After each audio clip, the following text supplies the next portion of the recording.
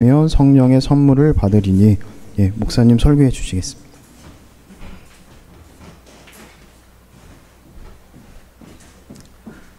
반갑습니다. 형제자매님들. 이렇게 서로 보시면서 좀 인사하시죠. 반갑습니다.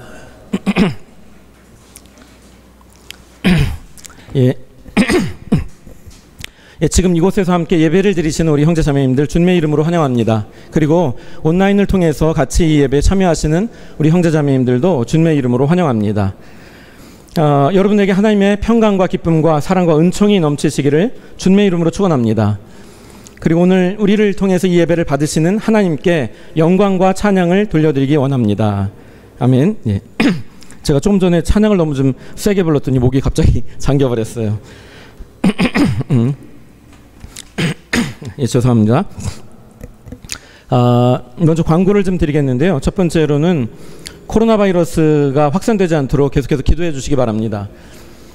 지금 이제 서구, 부평 이런 쪽에서 아마 확진자들이 많이 나오고 있는 것 같아요. 쿠팡 그 물류센터 아마 그쪽으로부터 또 이렇게 퍼져나가고 있는 것 같은데 저희가 좀 계속해서 기도할 필요가 있는 것 같습니다. 두 번째는 교회 예배와 활동, 우리 같이 모여서 예배드리고 또 같이 성경 공부하고 교제하고 하는 것이 정상화될 수 있도록 기도해 주시기 바랍니다. 제가 이제 어떤 교회 목사님한테 그런 말씀을 들었어요. 코로나 바이러스가 이렇게 창궐하니까 교회들이 대부분 예배를 안 드리고 온라인 예배로 바뀌었는데, 근데 몇몇 교회들은 끝까지 예배를 드리는 교회들이 있대요. 근데 그런 교회들에서 이제 가만히 보면, 그 새로운 성도님들이 이렇게 많이 오셨다고 그렇게 얘기하더라고요. 왜 그러냐면, 이제 그 나이 많으신 권사님들이나 이런 분들은 온라인 예배가 이게 예배 같지 않은 거예요.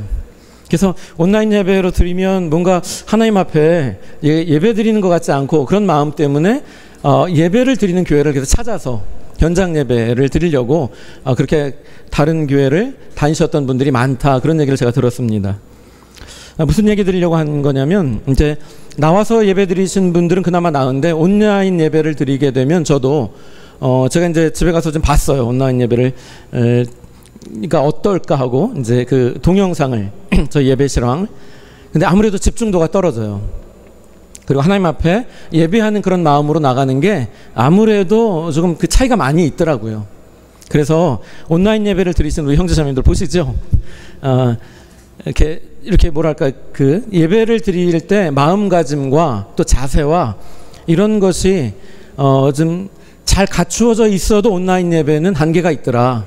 그런 얘기들 제가 좀 듣긴 하는데 그런 것 같아요. 그러니까 온라인 예배를 드리시는 형제자매님들은 더더욱 좀 이렇게 정돈된 가운데 정성을 다해서 그 예배에 참여해 주시면 더 좋겠습니다. 그런 마음이 제가 들었습니다. 세 번째는 카페 지코 사역, 또 우리 청년 사역을 위해서 기도해 주십시오.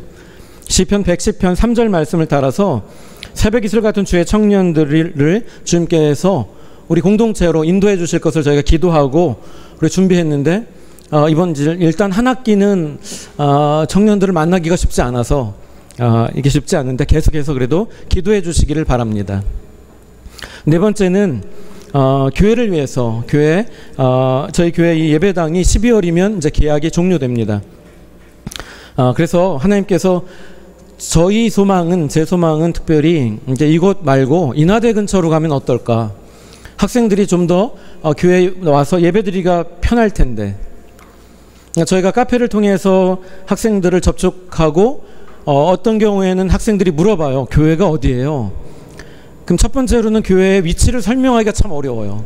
인하대 후문 카페에서 이곳을 설명하기 굉장히 난감하고 어려울 때가 많아요. 두 번째는 설명해도 그 친구들이 오는데 이게 난관이 많아요. 거리가 일단 멀고 교통편을 어떻게 해야 될지 여러 가지 그런 것까지 다 극복하고 교회에 나와서 예배드리는 것이 쉽지 않을 것 같아요. 이런 이유로 저희가 가능하면 인하대 후문 쪽에 하나님께서 예배 장소를 주시면 어떨까 이렇게 기도하고 있습니다. 합심해서 같이 기도해 주시면 좋겠습니다. 마지막 다섯 번째는요, 이제 돌아오는 주 금요일부터 여전도회 온라인 교제 모임을 시작하려고 합니다. 그래서 저희가 여전도회 모임을 시작하려고 계속해서 이렇게 망설이다가 미루다가 6월 달부터는 그냥 온라인이 아니라 오프라인으로 어떻게 좀 성경 공부 모임을 좀 가져보자 이런 생각을 했는데 갑자기 인천에서 또 확진자들이 나오고 이게 쉽지 않을 것 같아요. 그리고 아무래도 이제 앞으로는 이런 상황이 일상화될지도 모르겠다. 근데 이런 상황 속에서 우리가 그래도 교제하고 같이 기도하고 그러려면 온라인으로 하는 것들을 좀 훈련해야겠다는 생각이 들었습니다. 그래서 제 생각에는 이번 주 금요일이라고, 돌아오는 주 금요일이라고 생각이 드는데, 그때 8시 제가 따로 이제 자매님들 여전도회 카톡방에 광고를 드리겠습니다. 그래서 여전도회 온라인 교제 모임을 시작하려고 합니다. 스카이프로. 잘 모르시면 형제들이 먼저 했기 때문에 형제님들에게 좀 도움을 청하세요. 그러면 스카이프를 통해서 같이 교제할 수 있는 길이 있다는 것을 또 경험하게 되실 겁니다. 자, 그러면 오늘 말씀 나누기 전에 제가 표 선창하고 우리 형제 자매님들도 표 같이 해주시고, 그리고 기도하고 말씀 나누겠습니다. 자, 표. 말씀은 양식이요 말씀으로 능력을 얻고. 네, 아멘. 예, 기도하겠습니다. 사랑과 은혜가 충만하신 아버지 하나님, 감사합니다. 하나님께서 저희들을 너무나 사랑하셔서 하나님을 싫다고 떠났지만, 그러나 저희를 그냥 내버려 두지 아니하시고 이 땅에 예수 그리스도를 통해서 저희들을 구원하실 계획을 세우시고, 그것을 많은 선지자들을 통해서 미리 말씀하여 주시고, 말씀하신 대로 예수님께서 오셔서 이 땅에서 저희의 모든 죄를 감당하시기 위해서 십자가를 지시고 피 흘려 주심으로 말미암아 저희의 모든 죄가 주님의 그 희생을 통해서 사함받게 되었고, 이제 저희가 하나님께로 나와 하나님의 자녀로 거듭나는 삶을 살아갈 수 있도록 그러한 삶을 인도해 주신 우리 하나님께 감사와 찬양을 돌립니다. 주님, 이 시간 주님께서 베풀어 주신 그 놀라운 구원의 은혜를 따라서 저희들이 구원받고 하나님 자녀가 되었고, 이 시간 하나님 앞에 모여 예배를 드립니다.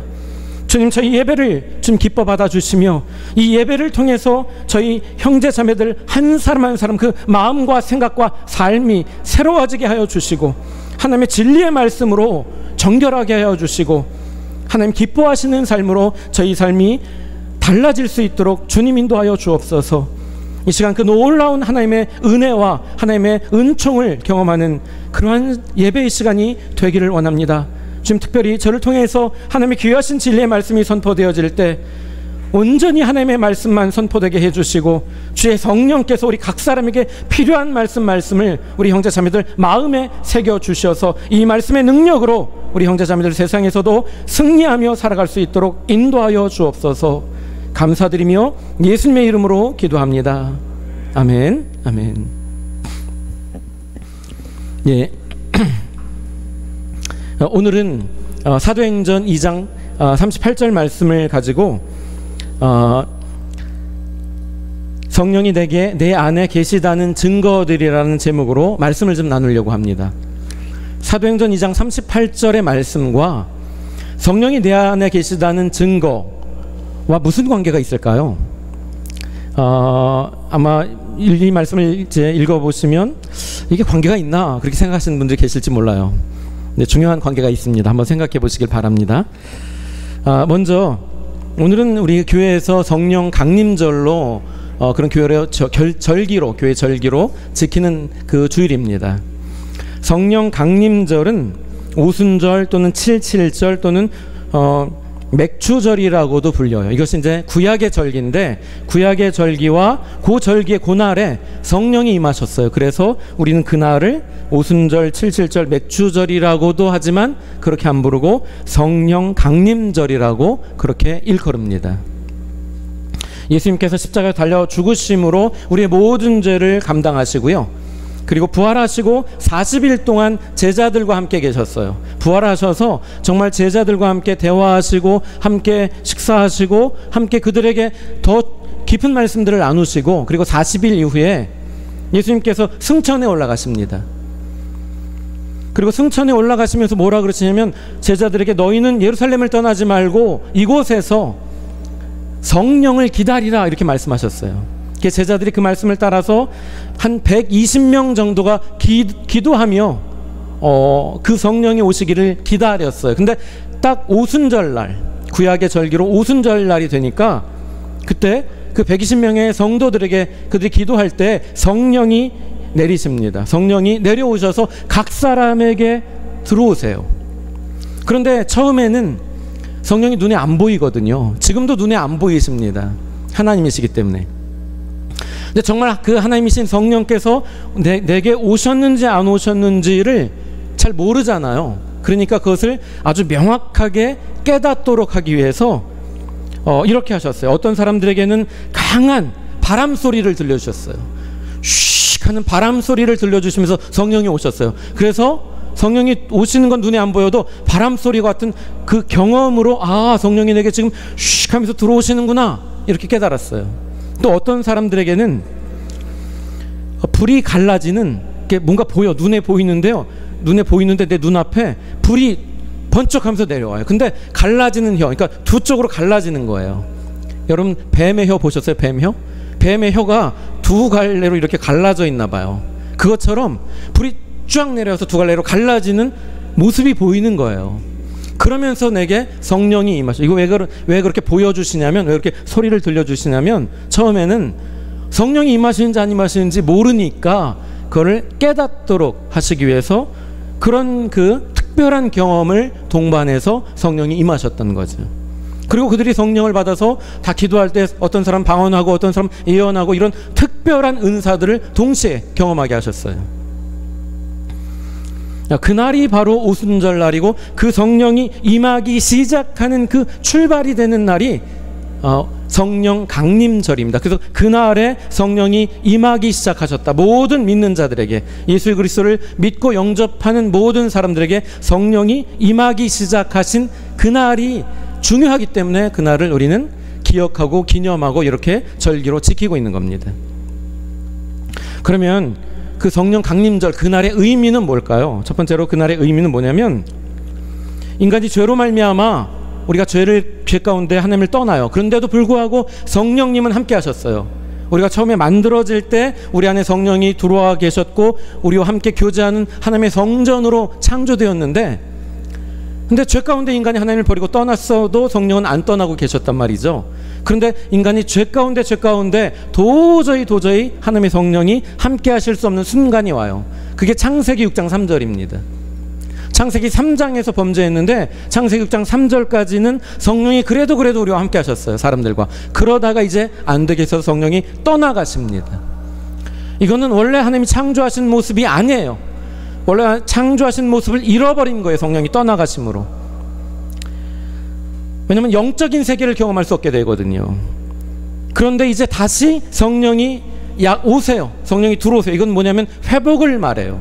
그래서 그 의미는 믿는 사람들에게 성령이 임하시는 그 출발이 되는 날인데, 그것은 우리가 영적으로 회복되는 거고요. 우리가 영적인 세계를 경험하기 시작하는 그런 출발이 되는 날이에요. 그래서 이 성령이 처음 오시기 시작한 이 날이 의미가 있는 겁니다. 그 결과는 뭐냐? 두 가지인데, 그 결과는 성령이 임하게 되면 우리가 거듭나요. 거듭나야지 천국을 보고, 거듭나야지 천국에 들어갈 수 있다. 예수님께서 요한복음 3장에 니고데모에게 그렇게 말씀하셨는데, 그 거듭나려면 어떻게 되냐? 성령이 우리에게 오셔서 그 성령이 우리 죽은 영을 살리셔야 돼요. 그게 오순절 그 성령이 임하시기 시작한 다음부터 모든 믿는 자에게, 내가 예수 그리스도를 이 시간 믿고 영접하면 그때 성령이 오셔서 나의 영을 살리세요. 이것을 거듭난다고 해요. 성령이 오시지 아니하면 거듭나지 않아요. 누구도. 성령이 임하실 때만 거듭남을 경험하는 거예요. 거듭남은 개과천선이 아닙니다. 거듭남은 내 죽은 영이 살아나는 거예요. 그것이 요한복음 3장을 잘 읽어보시면 예수님께서 거기에 그렇게 말씀하셨어요. 나의 죽은 영이 살아나는 거예요. 영. 성령이 떠나가심으로 영이 기능정지 죽은 상태에 있었는데 성령이 다시 오심으로 나의 영이 기능을 다시 회복하는 거예요. 이걸 거듭남이라고 합니다. 그래야지 천국은 뭐예요? 영적인 세계를 상징적으로 예수님께서 그렇게 말씀하셨어요. 천국을 볼 수 있다, 경험할 수 있다는 거예요. 영적인 세계를 경험하는 거예요. 왜요? 하나님께서 세상을 창조하실 때 물질의 세계만 창조하신 게 아니라 영적인 세계도 창조하셨어요. 이 세상은 물질의 세계와 영적인 세계가 조화를 이룬 하모니를 이룬 그런 것이 이 세상입니다. 이것을 뭐라고 하는가? 이것을 샬롬이라고 하죠. 샬롬. 조화 하모니를 이루는 상태. 거기에서 샤바트, 안식이 오는 거예요. 근데 그 상태를 우리가 경험하려면 거듭나야 돼요. 거듭나야 돼요. 나의 영이 살아나야 돼요. 그래서 첫 번째로는 거듭나는 것. 이것이 우리가 성령이 임하시면 그 결과로 주어지는 겁니다. 두 번째는 우리 성령이 임하시면 우리가 이제 성령이 임하셨기 때문에 우리가 하나님의 성전이 되어져요. 하나님의 성전이 뭡니까? 예루살렘에 있는 성전이 아니에요. 그건 모델하우스예요. 모델하우스. 아파트가 원래 집이 지어지기 전에 사람들에게 구경시켜주는 것. 원래 하나님의 성전은 창세기를 보시거나 아마 나중에 회복될 에덴을 보시더라도 천국에 가더라도 성전이 없어요. 요한계시록 보세요. 지어진 성전은 없다고 말씀하세요. 왜요? 우리가 성전이니까. 성령이 우리 안에 들어오시면 성령이 거하는 전이 바로 성전이에요. 우리가 성전이고 원래 그렇게 만들어졌고 그 상태를 그 형상을 잃어버렸다가 다시 성령이 들어오심으로 회복되는 거죠.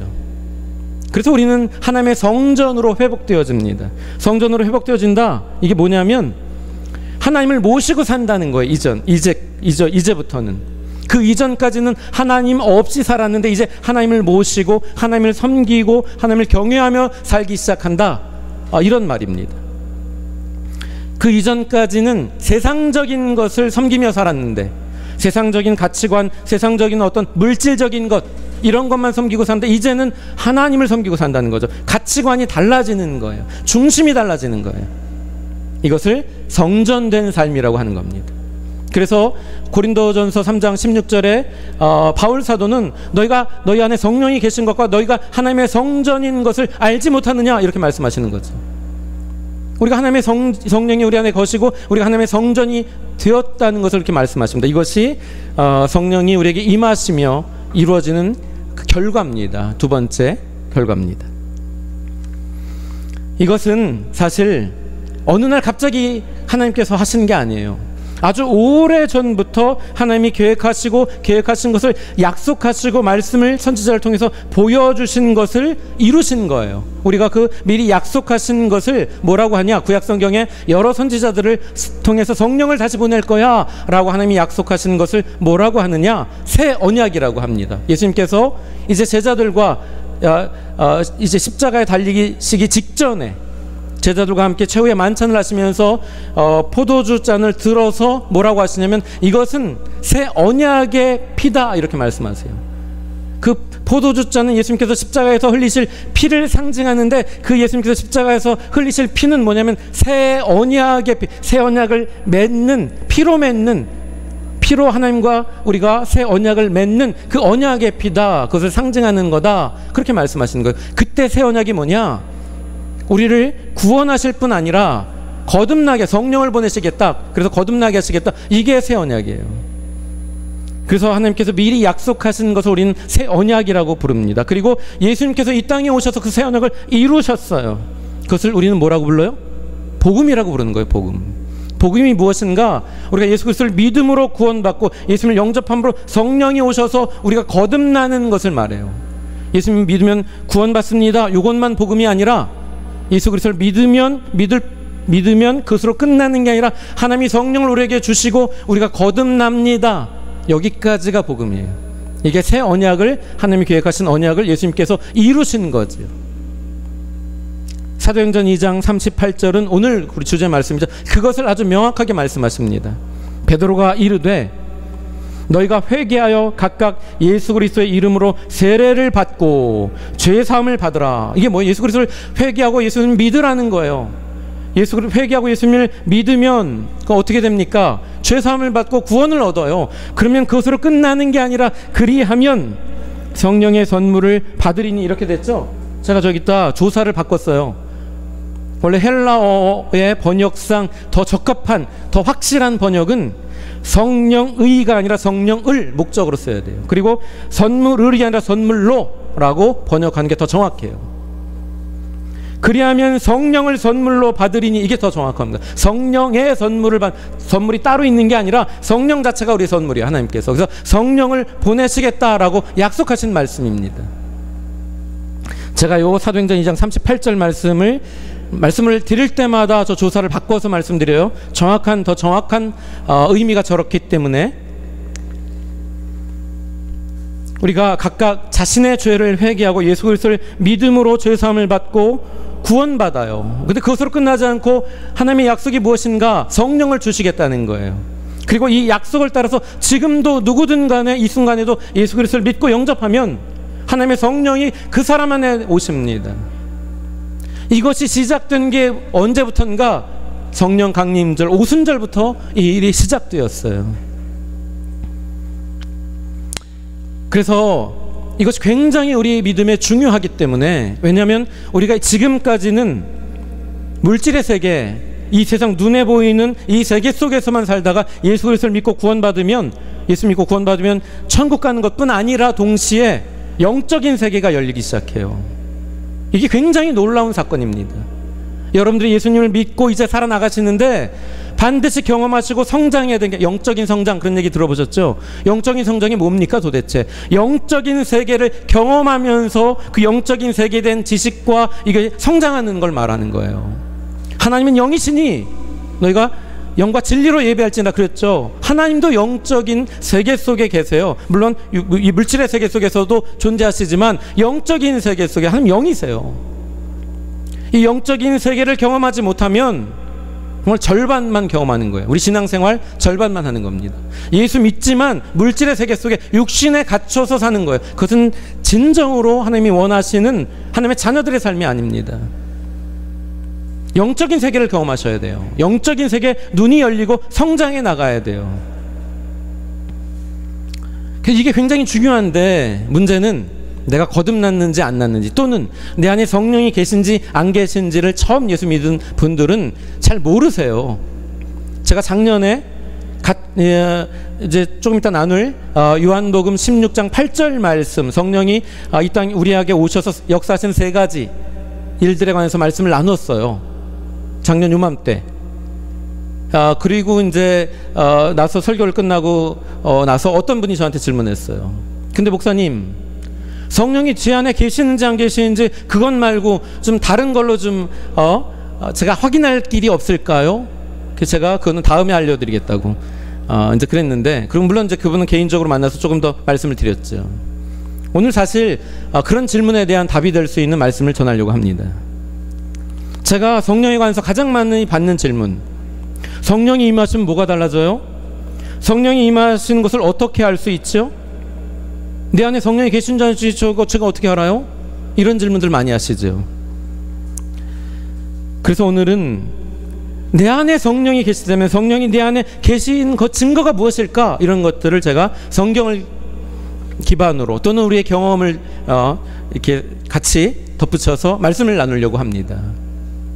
그리고 마지막 사도행전 2장 38절 말씀이 마지막으로 중요한 그 증거가 되는데, 그거에 관한 말씀도 마지막으로 드리려고 합니다. 첫 번째, 성령이 내 안에 계시다는 증거들. 첫 번째, 잘 말씀을 나눌 테니까 말씀을 들으시면서 잘 생각해 보세요. 내 안에 성령이 계시다는 증거가 있나 없나 한번 살펴보세요.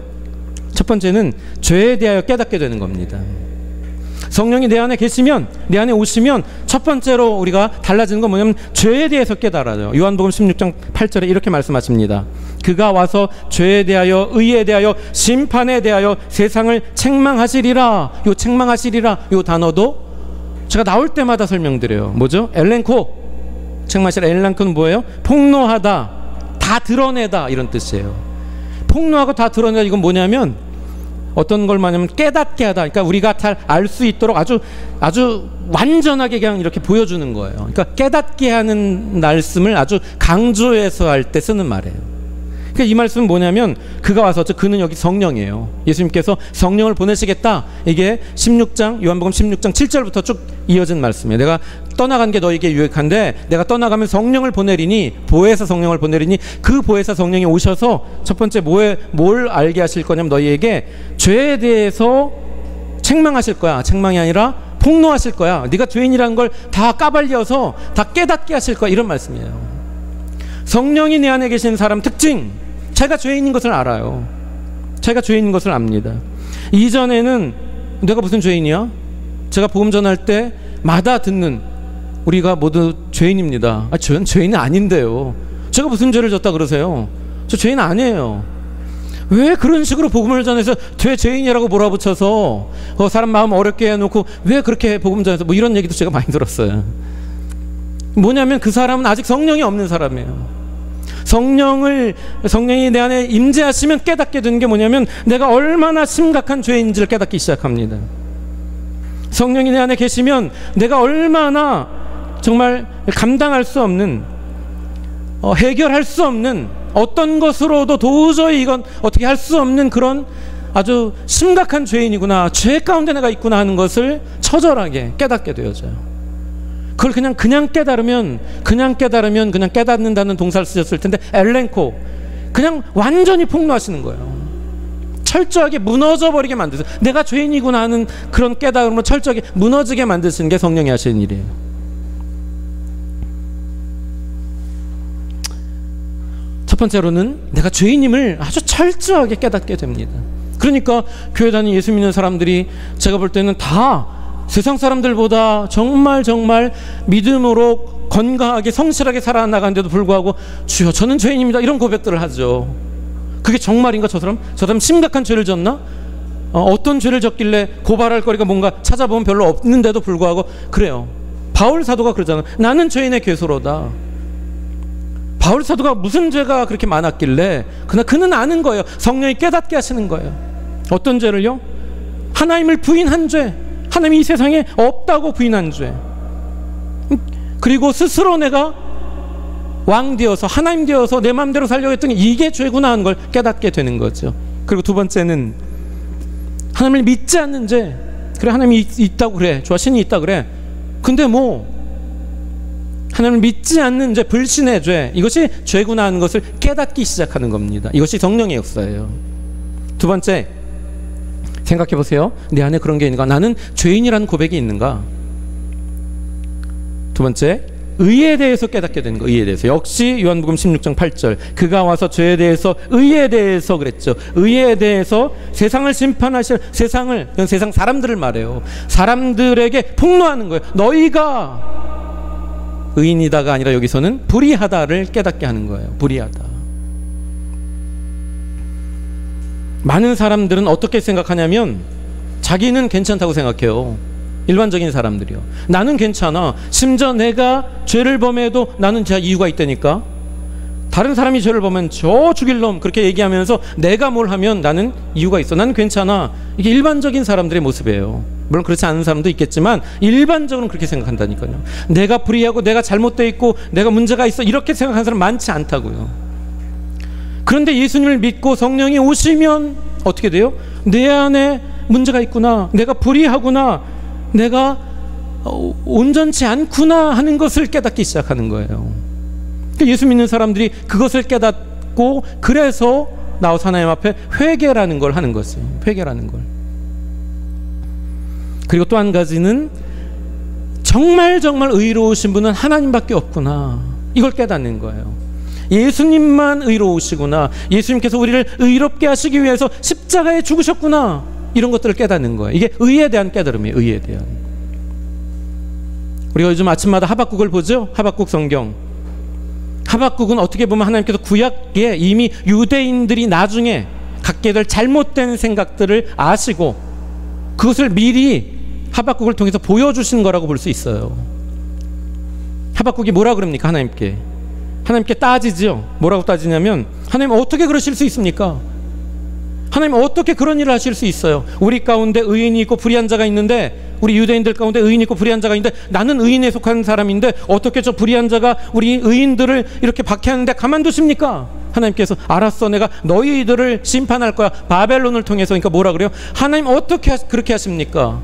저 불의한 이방인들을 통해서 우리 거룩한 선택받은 우리 유대인들을 심판하신다고 하는데 이게 어떤 말입니까? 자꾸만 기준이 바뀌어요.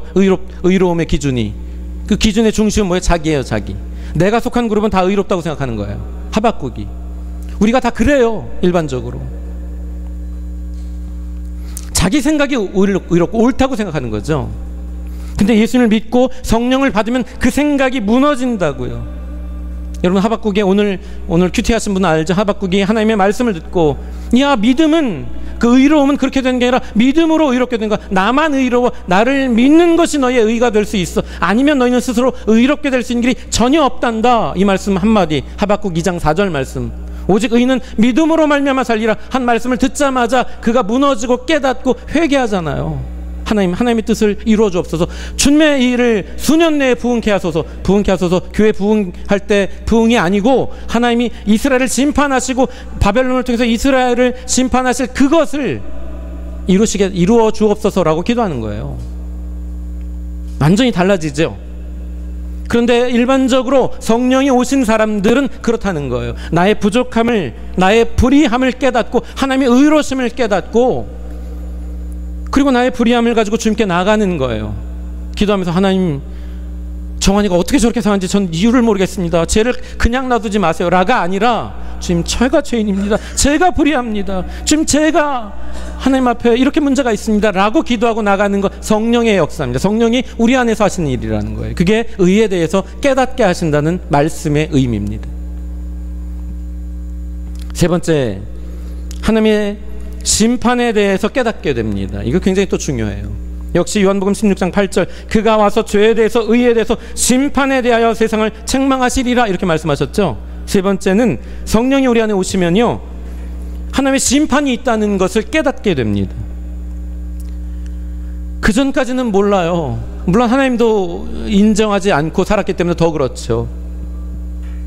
내가 얼마나 죄인인지, 내가 얼마나 불의한지를 깨달으면서 한 가지 더 깨닫는 건 뭐냐면, 하나님이 이 땅을 심판하시고 하나님이 그 불의한 그 죄를 그냥 놔두지 아니하시고 심판하실 것이다 하는 것을 깨닫게 하십니다. 성령께서요. 그래서 그것을 깨달으면서 하나님께 기도하고 그러면서 어떻게 돼요? 두 가지가 되는데, 하나는 하나님을 경외하게 돼요. 하나님을 경외하게 돼요. 하나님을 다른 말로 하면 두려워하는데, 존경하면서 두려워, 사랑하면서 두려워, 경외하게 되는 거예요. 하나님 말씀을 허투루 듣지 않게 돼요. 하나님이 심판하시는 심판의 주관자시구나 하는 걸 깨달으면서, 내가 죄 가운데 있기 때문에 지옥 불구덩이에 들어갈 수밖에 없는 존재구나 라는 것을 깨닫는 거예요. 절망 가운데 빠지는 거예요. 그 심판 가운데 들어간다면 나는 정말 살 수 없구나. 죽음의 두려움, 하나님의 심판의 어떤 두려움 속에 빠지는 거예요. 그것을 다시 말하면 좋은 의미로 경외한다고, 경외함으로 이어지는 것이 되는 거죠.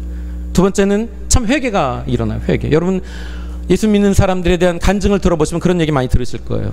어느 날 그냥 예배, 그냥 제가 아는, 저희 어머니 친구분, 지금 돌아가셨는데, 그 친구분이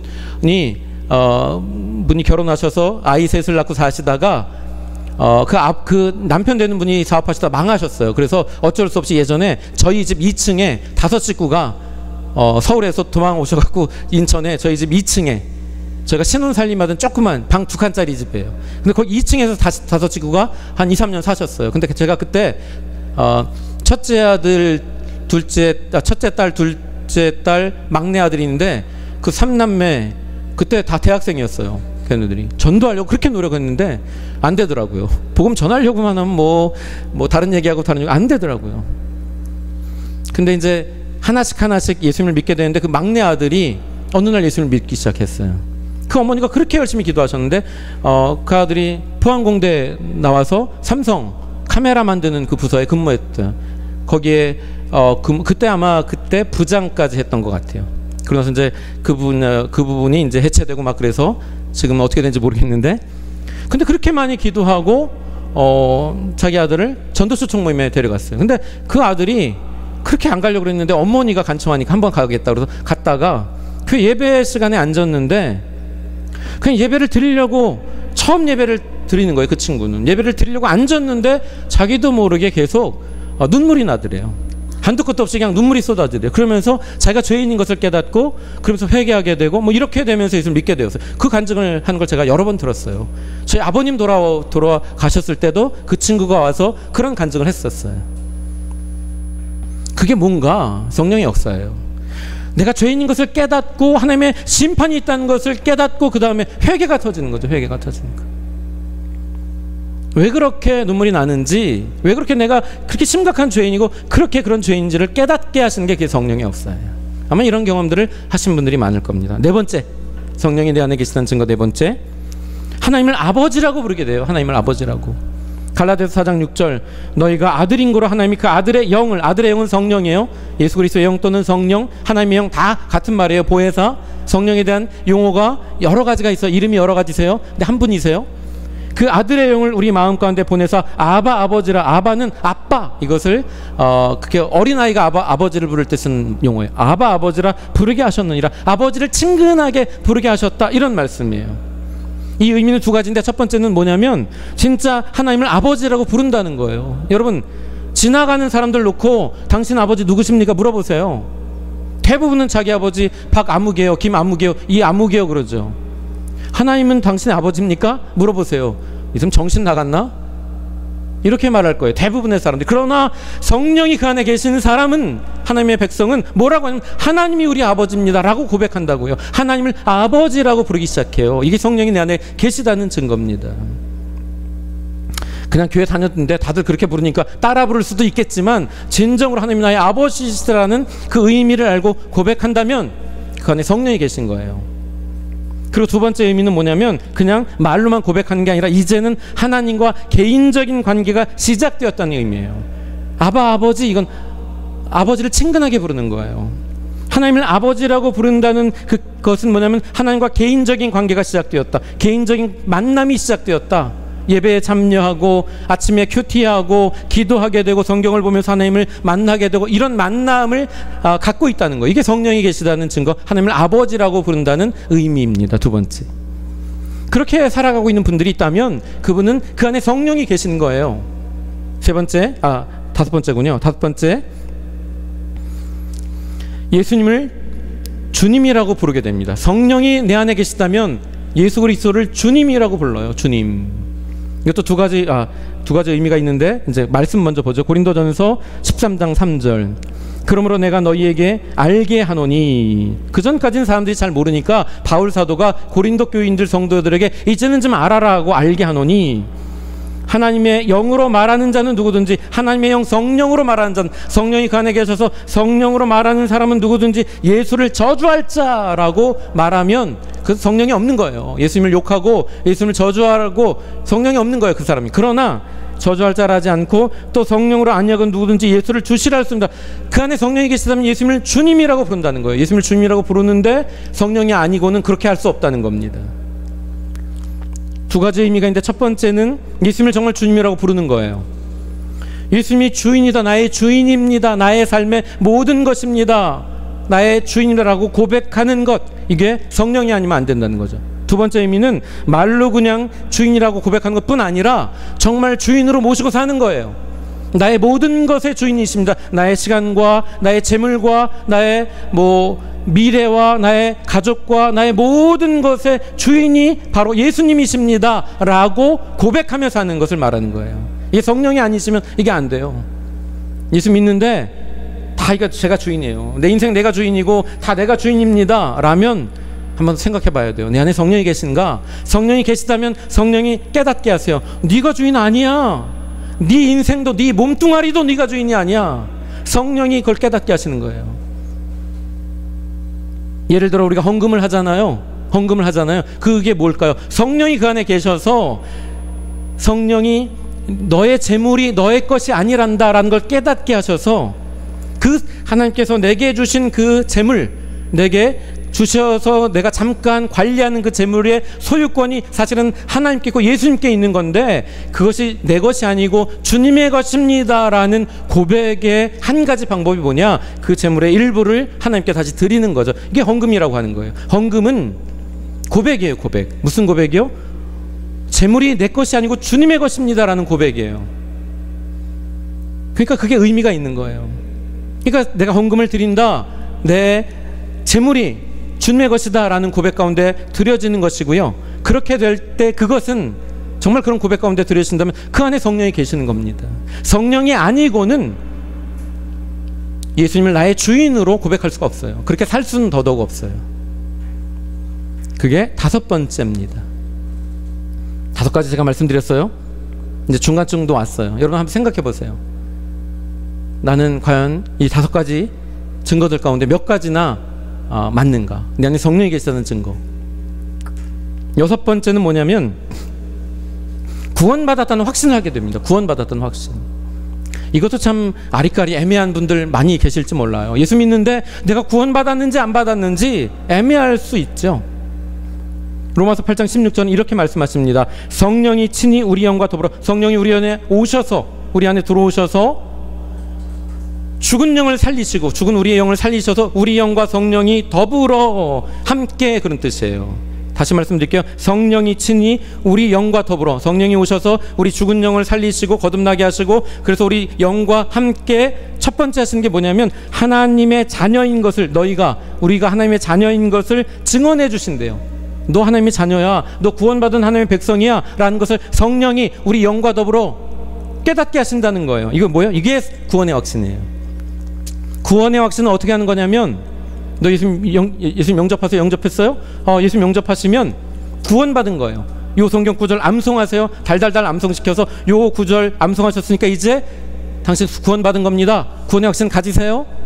몇 월 며칠 며칠 이렇게 정해주고 적어주고 구원받았습니다. 요거 위에 외우시고 구원의 확신을 가지세요. 이렇게 해서 갖는 게 아니고, 우리가 물론 말씀도 알아야 되고 알아야겠지만 성령이 하시는 거예요. 구원의 확신을 갖는 것, 정말로 갖는 것. 앵무새처럼 배운 대로 그냥 떠드는 거, 그러면서 구원의 확신 받았다고 하는 거, 그거 말고 정말 내 마음으로 영혼으로 고백되는 구원의 확신은 성령이 내 안에 역사하셔서 내가 하나님의 자녀이구나 하는 것을 깨달아서 고백하는 거예요. 제가 전도할 때 대학생들에게 복음을 전할 때 처음에 교회 다니는 아이들에게도 불러다 복음 전한 적이 많이 있었어요. 요즘은 이제 뭐 코로나 때문에 만나지도 못하지만, 또 요즘 제가 나이가 40대 중후반 돼서는 학생들 만나는 게 저는 편한데 그들이 원치를 않는 것 같아요. 제가 다가가면, 아직도 20대의 마음으로 다가가면 이렇게 물러서요. 그래서 왜 그럴까 그러고 집에 와서 거울을 보면 물러설만 하구나. 달라졌어요, 제 모습이. 근데 어쨌든 간에 복음을 전하면 교회 다니는 아이들에게도 복음을 전해요. 근데 그래서 물어봐요. 지금 죽어도 천국 갈 수 있겠다고 생각하십니까? 그렇대요. 자기는 지금 죽어도 천국 가는 확신이 있다는 거예요, 나한테. 그래, 그렇구나. 그리고 지금 그러면 형제는 거듭났어요? 거듭났대요. 하나님의 자녀가 맞습니까? 맞대요. 한마디 제가 더 물어봐요. 그걸 어떻게 알아요? 그렇게 말하는 근거가 뭐예요? 그럼 몰라요. 근거를 댈지를 못해요. 그냥 그렇대요. 왜 그런지 아세요? 그게? 물론 말씀을 공부하고 알아서 그 근거를 알아가는 게 필요한데, 그러나 우리가 예수 그리스도를 믿고 영접하면 성령이 오셔서 처음으로 하시는 게 뭐냐면, 네가 하나님의 자녀로 이제 거듭났고 구원받은 백성이 됐어라고 성령이 증언하시는 거거든요. 그러니까 그는 그렇게 고백하는 거예요. 그러나 자기가 왜 그렇게 고백하는지 그 근거를 모를 뿐이죠. 우리가 예수 그리스도를 정말로 영접하고 믿으면 성령이 오셔서 내가 거듭난 하나님의 백성인 것을 성령이 증언해 주세요.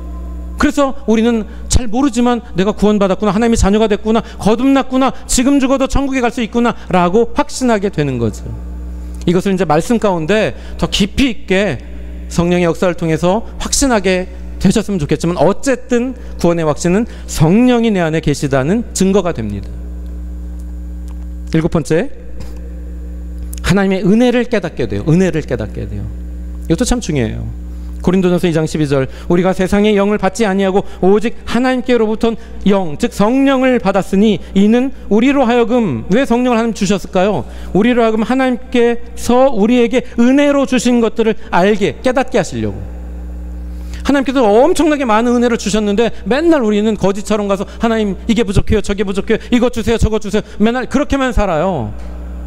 아니, 우리 아버지가 삼성보다 더한, 현대보다 더한, 빌 게이츠보다 더한 온 우주를 갖고 계신 하나님이신데 맨날 우리는 아무것도 없어요, 부족해요, 맨날 이러고만 산다고요. 그렇게 하지 말라고 성령을 보내셔서 하나님께서 우리에게 은혜로 주신 은혜가 무엇인지를 깨닫게 하는 거예요.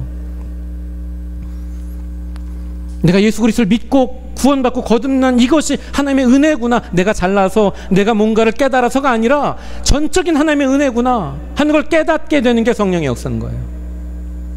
어느 순간 아침에 눈을 떴는데 말이죠, 아, 내가 오늘도 죽지 않고 살아서 이렇게 호흡하고 하루를 시작할 수 있는데 이게 얼마나 놀라운 은혜인가, 이걸 깨닫기 시작한 게 성령의 그 역사예요. 그게 하나님의 은혜라는 걸 깨닫는 것이. 내게 주신 소중한 저 사람들, 우리 부모님, 옛날에는 예수 믿기 전까지는 그냥 나한테 그렇게 그냥 뭘 요구하고 맨날 공부하라 그러면 맨날 짜증만 유발하는 부모님인 줄 알았는데, 어느 날 성령이 내게 임하시고 이 얼마나 귀한 부모님인지를 깨닫게 되는 것, 성령의 역사예요. 내게 주신 이 믿음의 형제 자매들 얼마나 귀한지 모르고 그냥 살다가 어느 날 깨닫게 될 수 있죠.